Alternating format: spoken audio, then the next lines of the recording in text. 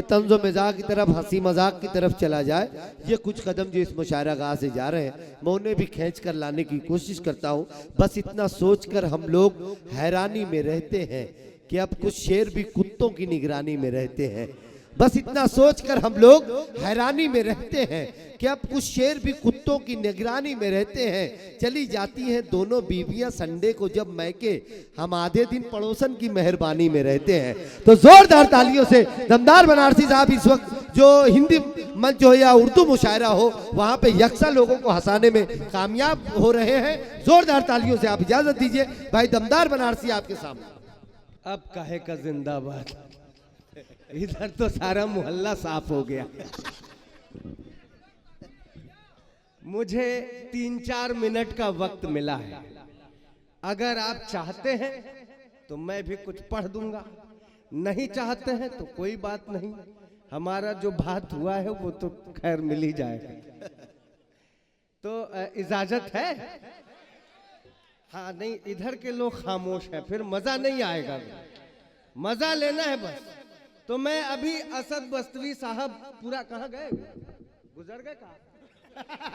नहीं मतलब इधर बहुत सारे शायर गुजर गए आज। इधर मैं कमेटी से कहूंगा कि गुजरने वाले शायरों को मत बुलाया करे। मैं बैठा था पीछे और मैं सुन रहा था, तो मैंने मोबाइल में टाइप करके लिखा। वो कह रहे थे कि बुलडोजर चला देंगे, बुलडोजर 3 मर्तबा कहा उन्होंने, बुलडोजर चला देंगे। तो मैंने 4 मिसरे कहे और मैं आराम से पढ़ रहा हूँ। अगर आप अपनी आराम को हराम करके सुन लेंगे तो मजा आ जाएगा, सुनिएगा। ये भाई दमदार भाई। नहीं होगी अगर ईंट तो छप्पर बना देंगे। हाँ ऐसे ही सुनना गुरु। और स्टेज पर अपना एक आदमी है, वो खड़ा हो जाएगा इन 4 मिसरों के बाद। क्या बात है कि नहीं होगा अगर ईंट तो, नहीं होगी अगर ईंट तो छप्पर बना देंगे। घरौंदा एक फिर से पहले से बेहतर बना देंगे। हजारों बार चलवा दो भले बुलडोजर है तो क्या, इधर रिजवान बिल्डर है, दोबारा घर बना देंगे।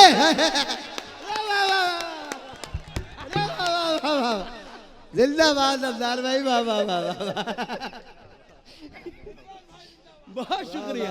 इधर रिजवान बिल्डर है, दोबारा घर बना देंगे। क्या दिक्कत है? हाथ खोल के बैठिए, मजा आएगा। थोड़ा सा खोल लीजिए साहब। अब इस समय आप हाथें खोल सकते हैं। जिसपे हर वक्त सनीचर सवार होता है, मुझे ऐसी ही माशूका से प्यार होता है। जिसपे हर वक्त सनीचर सवार होता है, मुझे ऐसी ही माशूका से प्यार होता है। और मिले जब कई दफे जूते तो मैंने ये जाना इश्क की मिर्गी से अच्छा बुखार होता है। मिले जब कई दफे जूते, ऐसे जिंदा होके सुनो। हाँ अरे 3 मिनट बचा है, कितनी बार फिर से, माल ज्यादा है। इधर डॉक्टर साहब बैठे हैं, अब्दुल रहीम साहब, और मैं इनको देखता हूं तो मुझे कोरोना की घटना याद आती है। कोरोना में जब सेकंड वेव थी, जब वैक्सीनेशन का दौर चल रहा था, याद है? मैंने पूछा क्यों डॉक्टर साहब कैसी गुजर रही है? उन्होंने कहा दमदार भाई मत पूछो, परसों तो वो भी आई थी जो कभी कॉलेज टाइम में मिला करती थी। क्या बात उन्होंने कही, 4 मिसरे मैंने लिखे। सुनिएगा कि एक पैरासीटामोल डिस्प्रिन के लिए डॉक्टर साहब यही दवाएं काम करती थी। एक पैरा से मजाक नहीं, मोदी कसम खा के बता रहा हूं, बजानी पड़ेगी। एक पैरासीटामोल डिस्प्रिन के लिए, कोविड में पल्स भाप की मशीन के लिए जिस डॉक्टर का प्यार वो ठुकराई थी कभी, उसके ही पास आई थी वैक्सीन के लिए।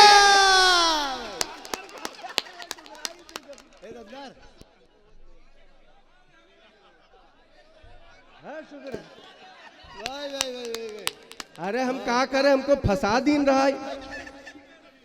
मैं बहुत इंटेलिजेंट शायर हूँ, हल्के में नहीं लेने का।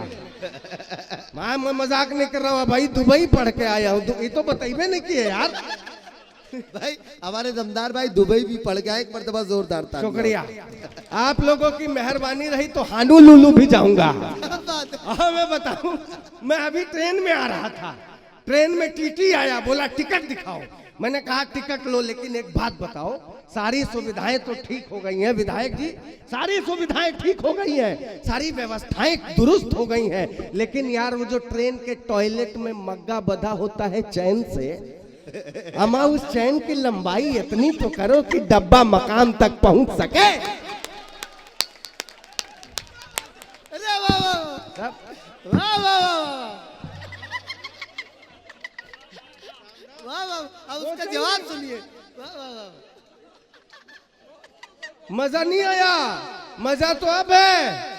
मैंने कहा यार वो डब्बे से बंधे हुए चैन की लंबाई इतनी तो करो कि डब्बा मकाम तक पहुंच सके। उसने कहा बकवास बंद करो, डब्बा चैन से बंधा है, तुम थोड़े बंधे हो, तुम अपने मकाम को आगे पीछे सरका लो। सर ये स्थिति होती है। वाह वाह वाह वाह, मैं मजाक नहीं कर रहा हूँ। बहुत अच्छे। विधायक जी हंस रहे हैं, क्या बात है, मुस्कुराइए, बहुत बढ़िया, ऐसे आप हंसते रहिए, मजा आता रहेगा। तो 4 मिसरे, 2 मिनट और बचा है, शुक्रिया जी।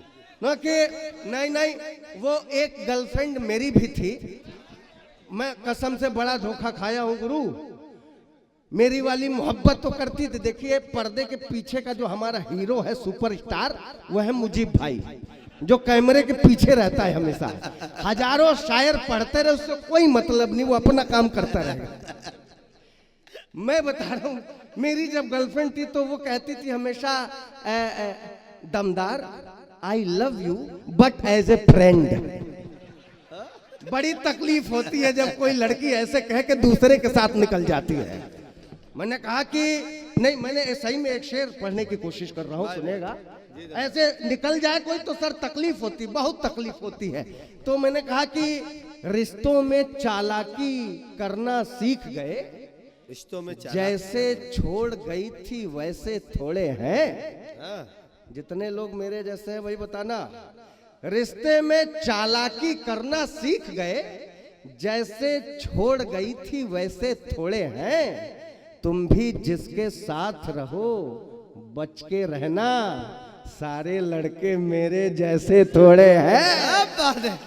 तुम भी जिसके साथ रहो, इसलिए मोहब्बत कर नहीं पाता हूँ साहब। हमेशा कहती थी मैं पापा की परी हूँ, मोहब्बत में अक्सर लड़कियां कहती हैं मैं पापा की परी हूँ।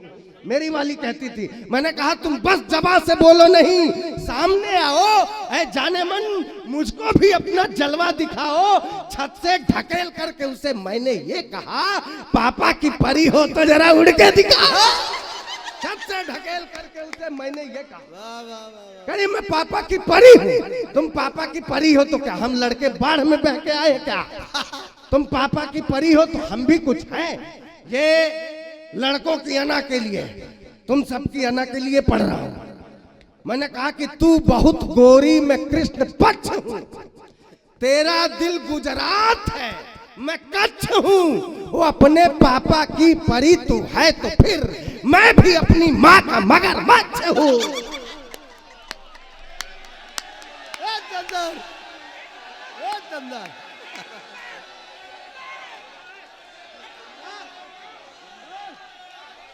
भाई एक मर्तबा तालियां बजाएंगे, जोरदार तालियां। मैं दमदार भाई से गुजारिश करता हूं, आइए भाई।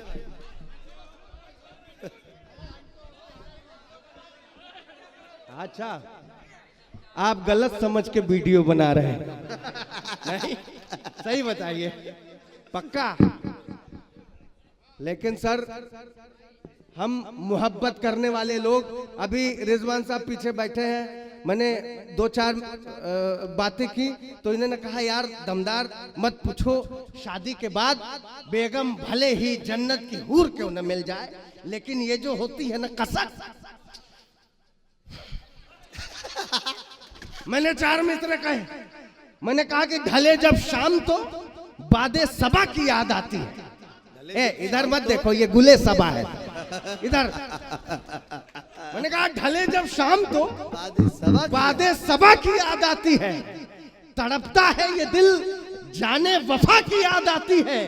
मेरे खातिर भले ही पूरे जन्नत है मेरी बीवी, मगर तन्हाइयों में दिल रुबा की याद आती है। भले ही पूरे।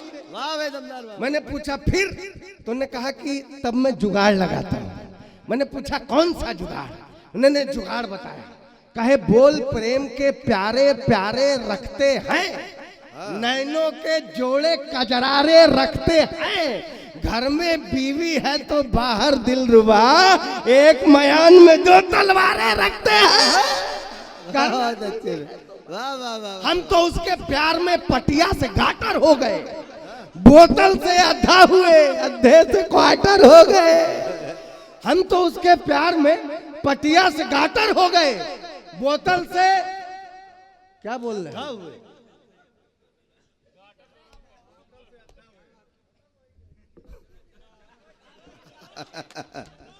मैं रवानी मत तोड़ो, सिर्फ 1 मिनट बचा है।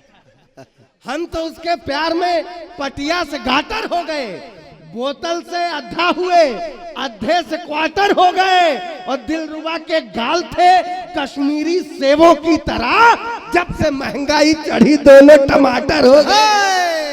दिलरुबा मोहब्बत बहुत बहुत बड़ी चीज है सर, यह लफ्ज वह नहीं जो आता हो जबान से। उल्फत में मियाँ इश्क भी करते हैं शान से। मैंने मोहब्बत की, मेरे अब्बा ने ये कहा, एक होनहार निकला मेरे खानदान से। मोहब्बत ने कहा उसे मैंने चोट खाई है, ये पता नहीं रहा प्यार में जुदाई है, ये पता नहीं रहा वो बहुत खूबसूरत है, ये पता रहा मगर उसके 4 भाई हैं, ये पता नहीं रहा। वाह वाह वाह वाह वाह। बस खत्म कर रहा हूं। मैंने कहा देखिए मोहब्बत आजकल ट्रेंड बदल गया है, कभी बॉलिंग कभी कैचिंग का मजा लेते हैं। देखो भाई कैचिंग पे पहुंचो। हाँ क्या बात, इशारे नहीं। कभी बॉलिंग कभी कैचिंग का मजा लेते हैं, हम तो क्रिकेट में बैटिंग का मजा लेते हैं। अब तो बदले हुए हालात हैं मोहब्बत के, रात भर जाग के चैटिंग का मजा लेते हैं।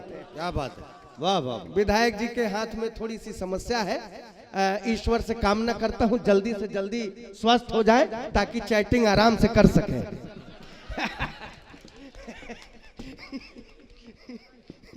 मैंने 4 मित्र और देता हूं, सुनिएगा, क्योंकि जब मजा कम होता है। देखिए ये जो हम लोग हैं, हमारा बेल्ट है, ये जो पूर्वांचल का बेल्ट है, हम लोग मोहब्बत करते हैं तो मोहब्बत की हद के बाहर जाकर करते हैं। मैंने मोहब्बत की, अगर मेरी मोहब्बत की तरह आपकी मोहब्बत हो तो ताली बजाना, समर्थन करना, दाद देना, वरना एक भी ताली नहीं चाहिए। मैंने कहा खता सरगोशियां मिलने की तड़पन देख लेता हूँ, खता सरगोशियां मिलने की तड़पन देख लेता हूँ, निगाहे खुल्द में खुद का ही दर्पण देख लेता हूँ। जरूरी है नहीं कि प्यार को बिस्तर पे ले जाऊं, मैं उसकी आंख में पूरा समर्पण देख लेता हूँ। प्यार को मैं उसकी आंख में पूरा समर्पण देख लेता हूं, मैं उसकी आंख में पूरा समर्पण। और चलते चलते सिर्फ 2 शेर पढ़ के बैठना चाहता हूं, हाँ, क्योंकि आपकी भी प्यास बनी रहे और समय का ख्याल रखना है। ये अल्ताफ जिया साहब की ट्रेन है, उसे भी ध्यान में रखना है। सिर्फ 2 शेर और नौजवान दोस्त बैठे हैं, आपके हवाले करता हूं, सुनिएगा कि रहे वफा में यही देखना रहा बाकी, रहे वफा में यही देखना रहा बाकी, रहे वफा में यही देखना रहा बाकी, बड़े सलीके से वो दुश्मनों के साथ गई। क्या बात है, रहे वफा में यही देखना रहा बाकी, नौजवानों वो दुश्मनों के साथ गई।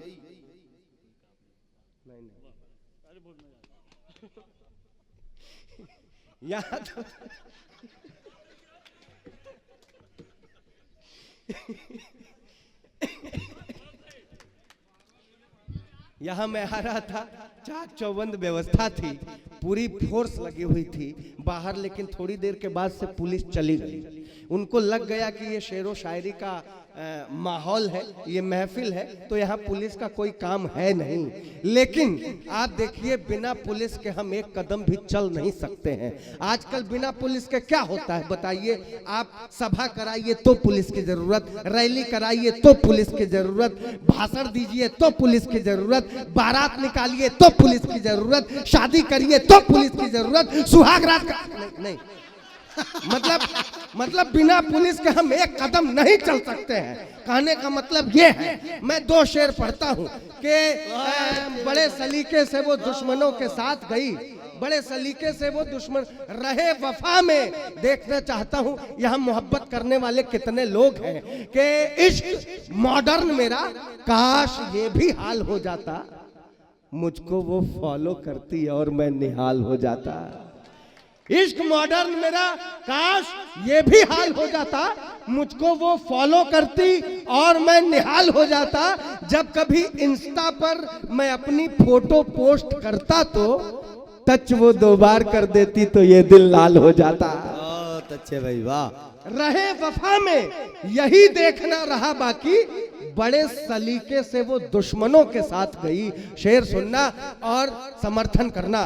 बड़े सलीके से वो दुश्मनों के साथ गई, जब तलक जिंदगी थी भूल न पाया उसको, जब तलक जिंदगी थी भूल न पाया उसको, याद भी उसकी मेरी धड़कनों के साथ गई। वाह भाई वाह। जब तलक जिंदगी थी भूल न पाया। मैं बहुत सारे चैनलों पे पढ़ने जाता हूँ, और चैनलों पे पढ़ने का मतलब ये होता है, आप लोग सुन रहे हैं ना, एक दिन पहले टॉपिक देते हैं, उस टॉपिक पे विधायक जी कविता लिखनी होती है, शेर पढ़ने होते हैं, गजल कहनी होती है। मुझे एक बहुत बड़े चैनल से फोन आया, उसने कहा दमदार भाई रुपया गिर रहा है, इस पर आपको कविता करनी है। मैंने कहा कर दूंगा। ये मुंबई से आए साहब, इनके यहाँ ज्यादा गिरता है,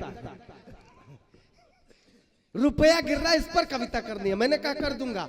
10 मिनट बाद चैनल का कॉल बैक आया, बोला दमदार भाई रुपया गिर रहा है, इस पर तो कविता करिएगा, लेकिन जरा ख्याल रखिएगा बात मोदी जी के खिलाफ में न जाए। मैंने कहा कि कैसी बात कर रहे हैं आप, रुपया गिर रहा है, इसमें मोदी जी की क्या गलती? रुपया की गलती है, वो गिरा क्यों? अच्छा है, वाजिब सवाल है तो बताइए। मैंने कहा मोदी जी की कोई गलती, रुपये की गलती है, वो गिरा क्यों? मैंने पढ़ा 56 की उम्र में रहीम राम गिर पड़े, हनीप्रीत जानती है इश्क का फितूर है। हाँ से क्या काम चलेगा बताइए? मैं आपकी कसम खा के बता रहा हूँ, इस छंद पे बजाई गई आपकी एक एक ताली मेरे लिए ठीक वैसा ही काम करेगी जैसा बाबा के लिए हनीप्रीत किया करती थी। मैंने 56 की उम्र में रहीम राम गिर पड़े, हनीप्रीत जानती है इश्क का फितूर है। एनडी तिवारी का तो डीएनए टेस्ट याद होगा, गिरे थे 86 में, यह किस्सा मशहूर है। 60 रामपाल और 72 में आसाराम। गिरने की सूची हमें ज्ञात तो जरूर है, और बड़े बड़ों को भी हम पाते हैं गिरा हुआ है। रुपया गिरा तो मोदी जी का क्या कसूर है?